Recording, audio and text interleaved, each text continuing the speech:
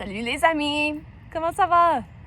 Puis aujourd'hui, nous allons regarder encore dans la Bible, dans le livre de Genèse au premier chapitre.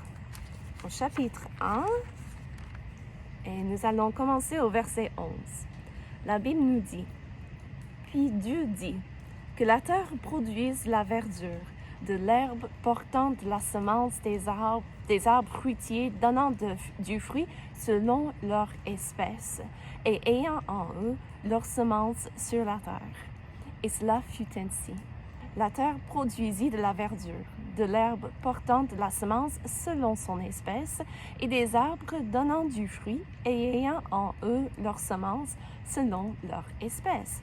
Dieu vit que cela était bon. » Qu'est-ce que ça veut dire, selon son espèce?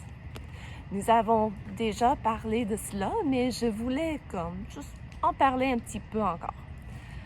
Tu vois, j'ai un arbre fruitier derrière moi, alors nous allons explorer un petit peu. Viens avec moi. Je dépose ma Bible et nous allons voir. Ça, c'est un pommier. Si tu vois, ça produit de petites pommes. Et ça s'est brisé. Je ne voulais pas briser l'arbre, mais ça produit de toutes petites pommes, comme ça, selon son espèce. Le mot espèce et le mot, aujourd'hui, ça a changé de définition, mais c'est le mot baramine en hébreu ou le mot protosouche. Selon son espèce veut dire selon sa variété, sa sorte. Puis si je vois un arbre, un pommier, je m'attends à ce que ça produit des pommes. Et si je regarde, c'est une surette. Mais si je croque là-dedans et je regarde à l'intérieur, il y a une toute petite graine. Et la graine, si je la plante, qu'est-ce que ça va produire?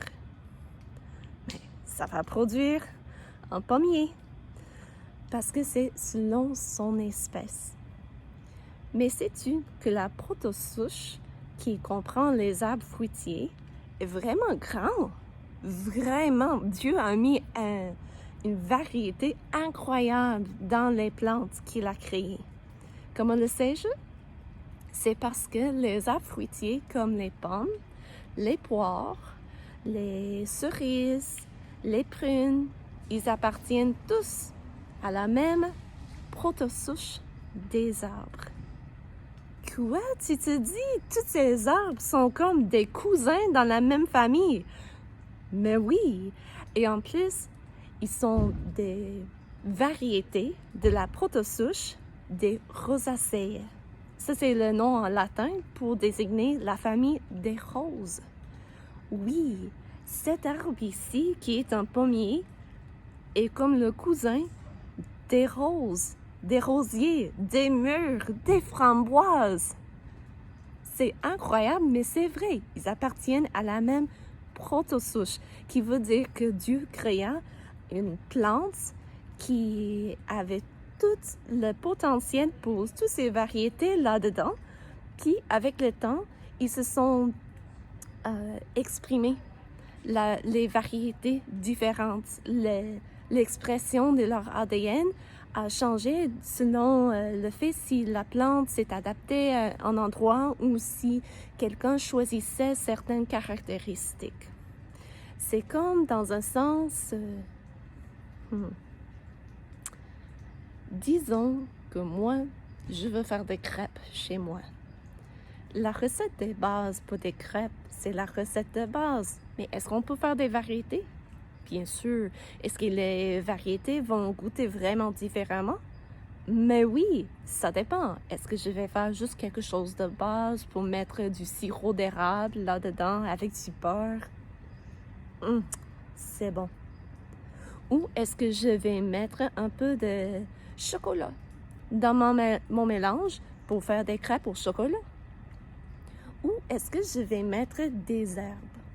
Un peu du basilic ou un peu de thym pour faire quelque chose de plutôt savoureux, pour mettre du fromage là-dedans. Mais ce sont tous des crêpes. Ce sont juste des variétés de la même recette. Et quand Dieu créa les animaux et les plantes sur la terre, il a créé des proto-souches, des variétés qui avaient toutes sortes de potentiel pour s'adapter à des environnements différents. Alors, chez les animaux, on voit que les loups se sont adaptés, ce sont des canides ou des chiens qui se sont adaptés pour le froid. Puis, on voit que les dingos, ce sont des chiens qui se sont adaptés pour le chaud, la chaleur. Mais ce sont quand même des chiens.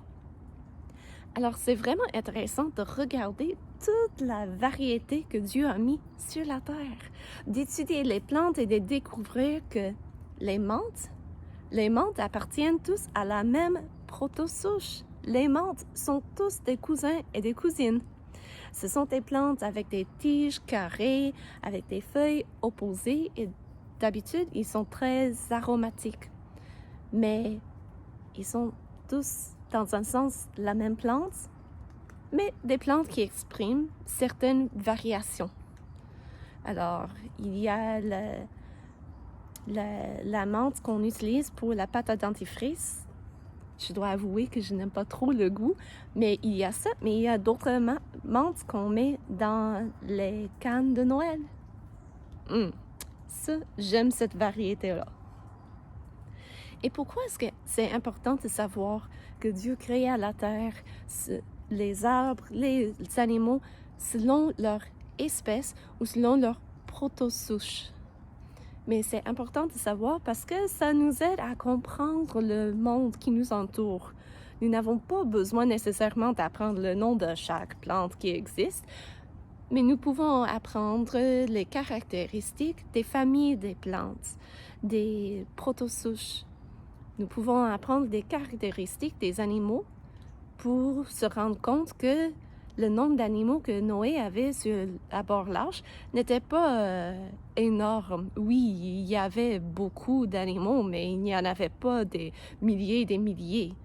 Il y avait peut-être des centaines et des centaines, mais ce n'était pas impossible pour 8 personnes de prendre soin des animaux parce que Noé avait des animaux selon leur proto-souche.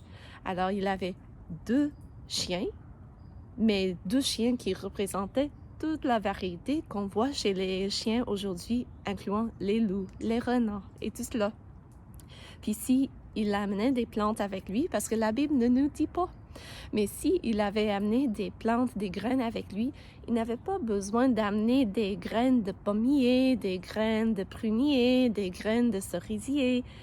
Il avait juste besoin d'amener des graines, des plantes de la famille des roses. Et après, les plantes se sont adaptées aux environnements différents pour produire toute cette variété incroyable que nous voyons aujourd'hui. Et sais-tu que toi, tu es une personne, une création incroyable? Dieu t'a créé spécialement. Il n'y a personne comme toi sur la terre. Et toi, tu es comme une variété de l'être humain. Si tu as la peau pâle ou la peau foncée, si tu as des yeux bleus ou des yeux verts, si tu as des cheveux épais ou des cheveux lisses, tout cela, c'est juste une variation de l'expression génétique des êtres humains.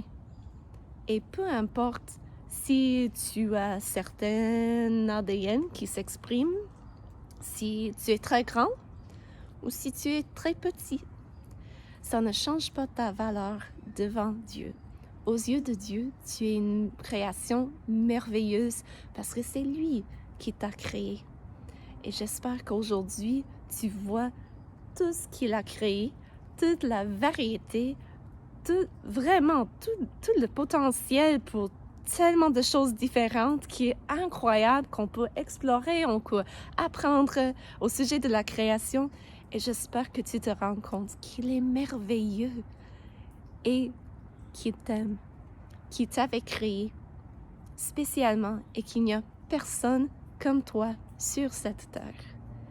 Et les autres êtres humains, si on l'aime ou pas, ils appartiennent tous à la même famille, la famille des êtres humains. et il faut leur respecter. Même si on n'est pas d'accord avec tout ce qu'ils font, il faut leur respecter et leur montrer du respect parce qu'ils sont créés en l'image de Dieu, comme nous sommes tous des êtres humains. Dieu est bon et j'espère que tu as été encouragé par cette petite leçon d'en apprendre plus à son sujet. Si tu veux regarder encore, là dans la Bible où il parle des proto-souches ou des baramines, n'oublie pas que le mot est traduit en français comme espèce et ça se trouve au livre de Genèse, chapitre 1, où Dieu nous révèle comment il créa la terre. Eh bien, à la prochaine, Dieu voulant!